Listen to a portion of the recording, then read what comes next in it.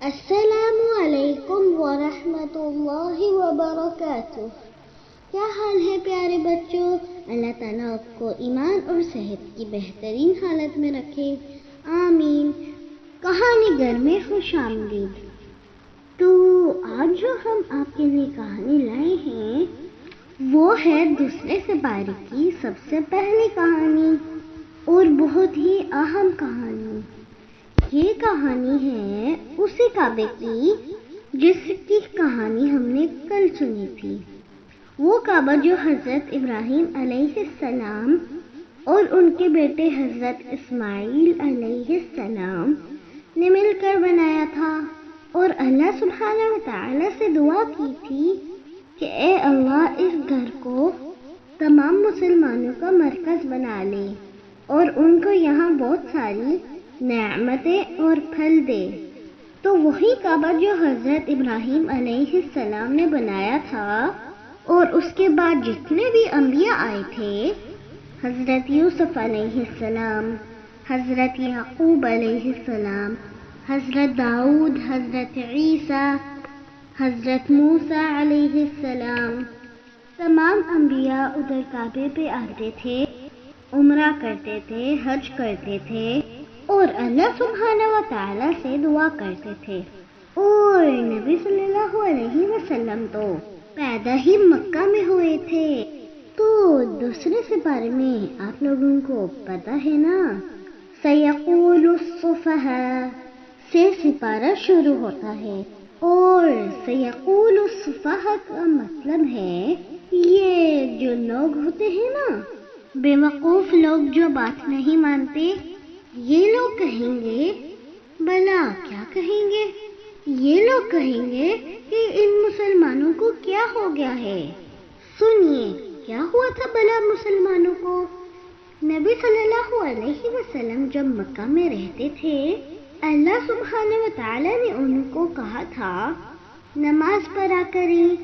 پہلے تو وہ 2 رکعت پڑھتے تھے، اس کے بعد جب نبی صلی اللہ علیہ وسلم آسمانوں کے سیر کر کے واپس آئے، یہ کہانی میں آپ کو پھر سناؤں گی۔ آسمانوں کی سیر کر کے آئے تو اللہ تعالیٰ نے انہیں 5 نمازوں کا تحفہ دیا۔ ہم جو پڑھتے ہیں نا، فجر، ظہر، عصر، مغرب، عشاء، یہ 5 نمازیں تحفہ دی تھی پیارے نبی کو اللہ سبحانہ و تعالی نے۔ پیارے نبی صلی اللہ علیہ وسلم نماز اس طرح پڑھتے تھے کہ جب وہ کھڑے ہوتے تھے تو ان کے سامنے کعبہ بھی ہوتا تھا اور ان کے سامنے بیت المقدس بھی ہوتا تھا۔ بیت المقدس بھلا کیا ہے؟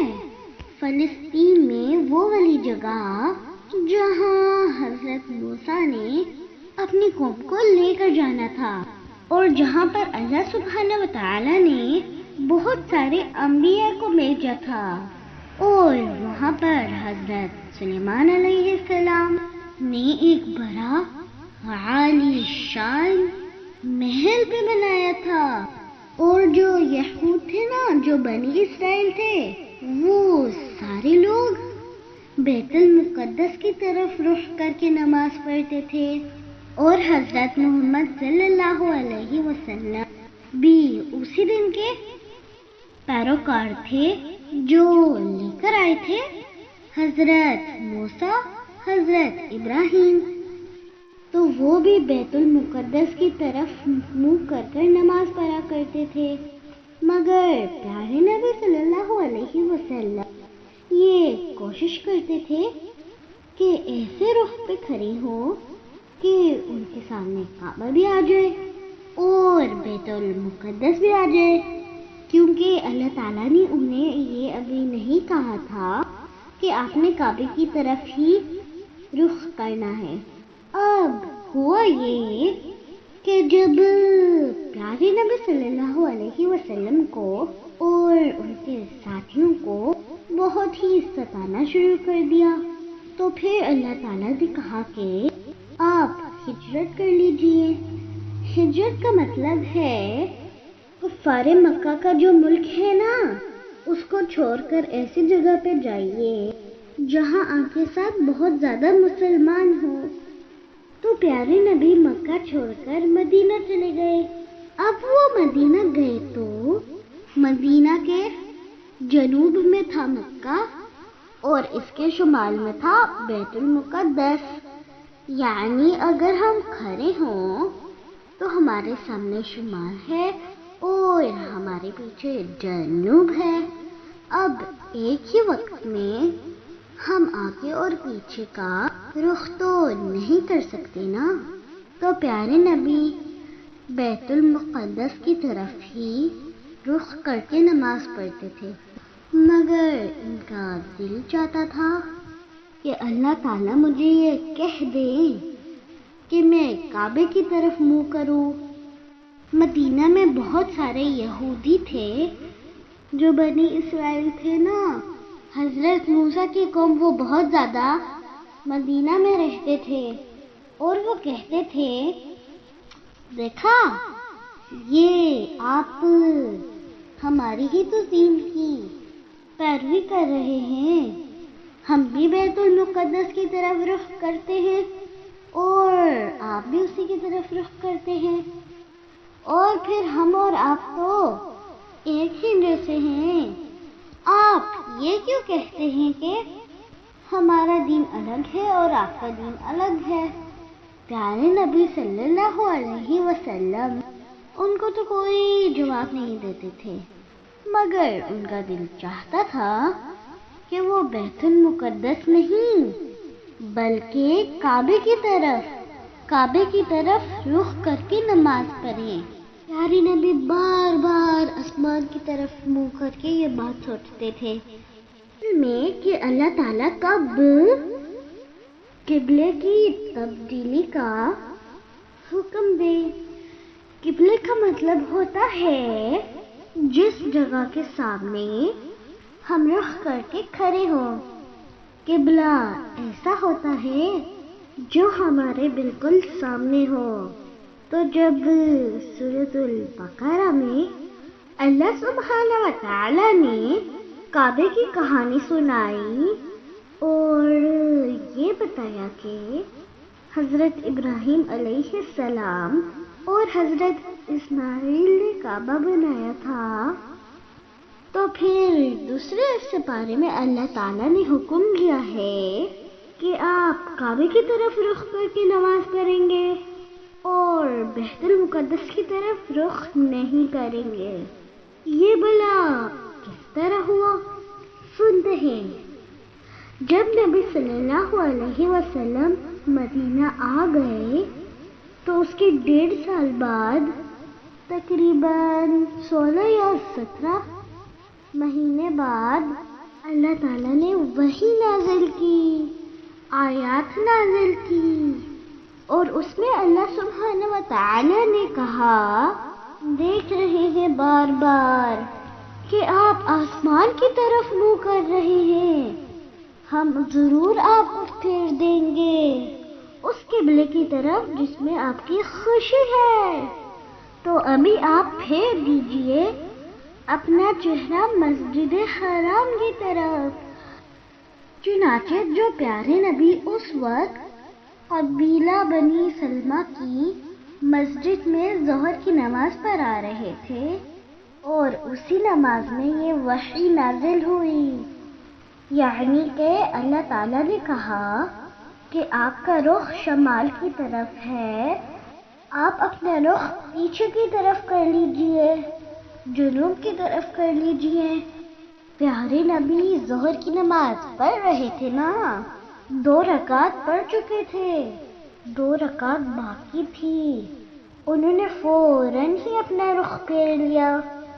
آگے کے لوگ پیچھے ہو گئے، پیچھے کے لوگ آگے چلے گئے، اور تمام لوگوں نے بھی آپ کی طرح اپنا منہ پھیر لیا۔ اب وہ مسجد جہاں پہ یہ ہوا اس کا نام ہے مسجد القبلتین۔ اب قبلہ تو تبدیل ہو گیا اور ہمارے نبی بہت خوش ہوئے، کیونکہ وہ تو یہ چاہتے تھے کہ ان کے ابا جان حضرت اسماعیل اور حضرت ابراہیم نے جو کعبہ بنایا تھا وہ اس کی طرف رخ کر کے نماز پڑھے۔ جو تحویل کعبہ ہوئی اس سے یہودی بڑے پریشان ہوئے، ان کو بڑی ہی سخت تکلیف پہنچی، حالانکہ وہ تو پہلے بھی خوش نہیں تھے۔ وہ کہتے تھے کہ اگر یہ محمد کہتے ہیں کہ ہمارا دین الگ ہے اور تمہارا دین الگ ہے تو یہ ہمارے قبلے کی طرف کیوں رخ کر کے نماز پڑھتے ہیں؟ مگر دل ہی دل میں تو وہ خوش ہوتے تھے کہ دیکھا ہمارے ہی قبلے کی طرف کر کے نماز پڑھتے ہیں۔ مگر جب اللہ نے یہ کہہ دیا کہ آپ سب لوگ بیت المقدس نہیں بلکہ کعبے کی طرف رخ کر کے نماز پڑھے تو وہ بڑے ہی ناراض ہونے لگے کہ یہ کیا بات ہوئی ہے، اور کہنے لگے کہ یہ جو ہے نا ہمارے ساتھ ہر بات میں لڑائی کرتے ہیں، ہر بات میں ہماری مخالفت کرتے ہیں، اسی لیے انہوں نے یہ قبلہ بدلا ہے۔ اور وہاں پر کچھ منافق بھی رہتے تھے۔ منافق ایسے لوگ تھے جو کہتے تھے مسلمان ہیں مگر اندر سے تو مسلمان نہیں تھے۔ انہوں نے بھی اعتراض کرنا شروع کیا۔ انہوں نے بہت زیادہ باتیں کی۔ انہوں نے کہا کہ یہ جو محمد ہے نا انہیں تو کچھ پتہ ہی نہیں ہے، صحیح بات ہے، کبھی کوئی بات کرتے ہیں کبھی کوئی بات کرتے ہیں، کبھی کہتے ہیں اس طرف رخ کر کے نماز پڑھو، کبھی کہتے ہیں اس طرف رخ کر کے نماز پڑھو، ان کو تو کچھ پتہ ہی نہیں ہے۔ تو پھر اللہ تعالیٰ نے کہا کہ یہ بیوقوف لوگ کہیں گے کہ مسلمانوں کو کس نے پھیر دیا ہے؟ اور پھر اللہ تعالیٰ نے کہا مشرق مغرب شمال جنوب سب اللہ تعالیٰ کے ہی ہیں، جسے وہ چاہتا ہے ہدایت پہ رکھتا ہے۔ تو پیارے نبی ہم دیکھ رہے تھے کہ کون اس طرح رسول کے پیروی کرتا ہے اور کون آپ کی بات نہیں سنتا اور پھر جاتا ہے۔ یہ بڑی مشکل بات ہے۔ ایک دم اللہ تعالیٰ نے کہا نا اپنا رخ پھیر دے تو مسلمان اور کفار سبھی حیران ہو گئے تھے، مگر جو بالکل سچے مسلمان تھے نا انہوں نے فوراً نبی کی بات مان لی تھی، کیونکہ اللہ تعالیٰ نے پھر کہا سبھی جگہ اللہ کی ہی ہیں، کسی کو اعتراض کا کوئی حق نہیں۔ اور پھر اللہ تعالیٰ نے یہ بھی کہا کہ اب ہمیں پتہ چلا ہے کہ کون اصل میں مسلمان ہے اور کون ایسے ہی نمائشی مسلمان ہیں، کیونکہ دوسرے جو لوگ تھے وہ بھی دل ہی دل میں خوش ہوتے تھے نا، قبلہ تو ہمارا ہی ہے، مگر جب کعبے کی طرف رخ کرنے کا حکم ملا تو سارے لوگ دور ہو گئے۔ تو سب کو پتہ چل گیا کہ کون سچا مسلمان ہے اور کون منافق ہے، کون نبی کی پیروی کرنے والا ہے اور کون دین سے پھر جانے والا ہے۔ اور پھر جانتے ہیں اللہ تعالیٰ نے کیا کہا؟ اللہ نے کہا کہ یہودی اور عیسائی ایسے لوگ ہیں کہ آپ ان کی ساری باتیں بھی مان لیں، آپ ان کو جتنا مرضی خوش کر لیں نا یہ خوش نہیں ہوں گے اور آپ کی بات نہیں مانیں گے، بس یہ ہوگا ان کی باتیں مان کر آپ اللہ سبحانہ و تعالیٰ کو ناراض کر دیں گے۔ پھر اللہ نے یہ کہا کہ اب کوئی بھی کہیں بھی موجود ہو دنیا کے کسی بھی کونے میں، چاہے وہ سمندر کے درمیان ہو یا وہ دور کسی جزیرے میں ہو یا پہاڑ پہ ہو یا کسی کھلے میدان میں یا صحرا میں ہو، لوگ اپنا رخ کریں گے مسجد حرام کی جانب۔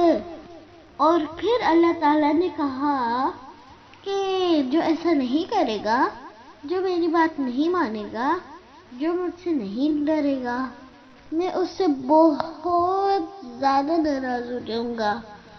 ہمیشہ مجھے یاد رکھو اور میرا شکر ادا کرو۔ اور کبھی بھی ناشکری نہ کرو۔ اللہ نے ہمیں بہت ساری نعمتیں دی ہیں، تو پیارے بچوں ہمیں بھی اللہ سبحانہ و تعالیٰ کا شکر ادا کرنا چاہیے۔ اور اللہ سبحانہ و تعالیٰ نے کہا کہ نماز پڑھے، صبر کرے۔ جو نماز پڑھتا ہے نا، اللہ سبحانہ و تعالیٰ اس کا پکا دوست بن جاتا ہے، اور جو صبر کرتا ہے نا، اللہ سبحانہ و تعالیٰ ہر وقت اس کے ساتھ ہی رہتا ہے۔ اللہ تعالیٰ جب بھی کسی کو مشکل میں ڈالتا ہے تو اگر ہم صبر سے کام لیں تو اللہ سبحانہ و تعالیٰ اس کو بہت مضبوط بنا دیتا ہے اور اس کے بعد اس کا پکا دوست بن جاتا ہے۔ پیارے بچوں، اب تو یاد رہے گا نا تحویل کعبہ کا کیا مطلب ہے؟ کل ملیں گے ایک نئی قرآن کہانی کے ساتھ انشاءاللہ۔ اللہ حافظ۔